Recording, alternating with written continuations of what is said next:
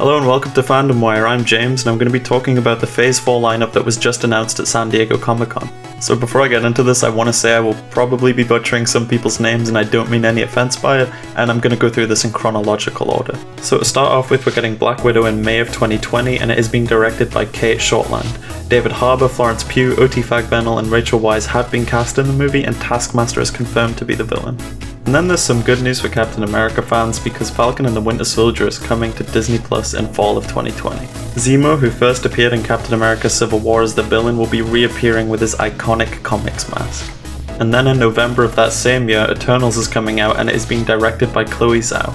Kevin Feige announced that they've cast Richard Madden, Kumail Nanjiani, Lauren Ridloff, Brian Tyree Henry, Salma Hayek, Liam McHugh, Don Lee, and Angelina Jolie. So unfortunately there's no Keanu Reeves, but perhaps he'll appear somewhere else in the MCU, maybe as Moon Knight. And then in February of 2021, Shang-Chi and the Legend of the Ten Rings will be coming out. Now the Ten Rings is the name of the terrorist organization that is run by the Mandarin, so it's clear that he's going to be playing a pivotal role in the movie. After Iron Man 3's somewhat controversial twist, it's pretty good that we're going to finally see the Mandarin, and he's being played by Tony Leung. Shang-Chi himself is being played by Simu Liu, I probably butchered that like I said earlier, and Awkwafina, who's an American rapper and actress, is also in the movie, but they haven't told us what role she's playing yet. Then in spring of 2021, WandaVision is coming out on Disney Plus, and it's set after Endgame, so somehow Vision is going to be coming back to life. Now after Thanos destroyed the Infinity Stones in Avengers Endgame, Vision will probably be brought back to life more android than human, and that'll probably have quite a big impact on his relationship with Wanda, I'd say, but I guess we'll find out in the show, but Kevin Feige has said it's like nothing we've seen, so that's quite exciting. And then in spring of 2021 we'll also be getting the Loki Disney Plus show, which is going to show him impacting historical events. And Tom Hiddleston is confirmed to be reprising his role, so that'll make the fans happy. Then in May of 2021 we have Doctor Strange in the Multiverse of Madness, so that obviously opens the doors up to the multiverse, and that's going to be a huge game changer in the MCU, and Scarlet Witch will be making an appearance in that, so her show will tie directly into Doctor Strange. So they're intertwining the Disney Plus shows with the movies in a very big way. Scott Derrickson is also returning to direct the movie.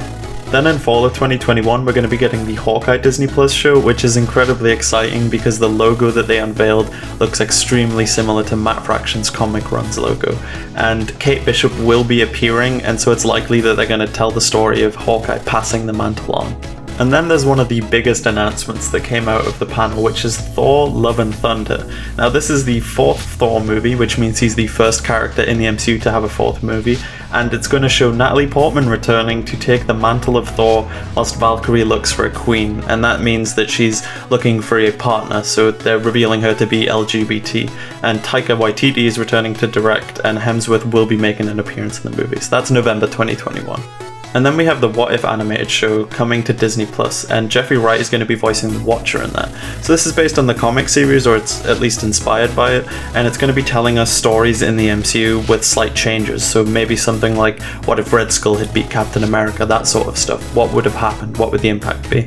And then we've also got Black Panther 2, Guardians of the Galaxy Volume 3 and Captain Marvel 2, but they didn't go into much detail on those movies. And then there is the biggest and arguably most exciting news to come out of the panel, which is that Marvel Studios are actually going forward and making a Fantastic Four movie in Phase 4. So they haven't announced who they've cast, they haven't announced a director, they haven't announced anything other than they are making a Fantastic Four movie. And since they've already laid out the first 2 years, it's likely this will be 2022 or onwards, but that's still relatively close. And then one of the most surprising pieces of news to come out of this panel was that we're getting a Blade movie with Mahershala Ali, who played Cottonmouth in Luke Cage. So maybe the Netflix shows aren't canon, I guess we'll find out. But the biggest thing that many people want to know is this going to be R-rated? Because the first 3 Blade movies were R-rated, the comics are very violent, and Bob Iger previously said he wanted an R-rated corner in the MCU. So Blade could be the perfect way to do that, but it remains to be seen. There's nothing to go off of other than they've cast the lead actor. And then just to top it off, Avengers Endgame is now the highest grossing movie of all time, dethroning Avatar at the box office. It has finally made that leap, and I'm sure many fans will be happy to find that out. Thanks for sticking it to the end of this video, and feel free to let us know what movie you're looking forward to most in the comments below.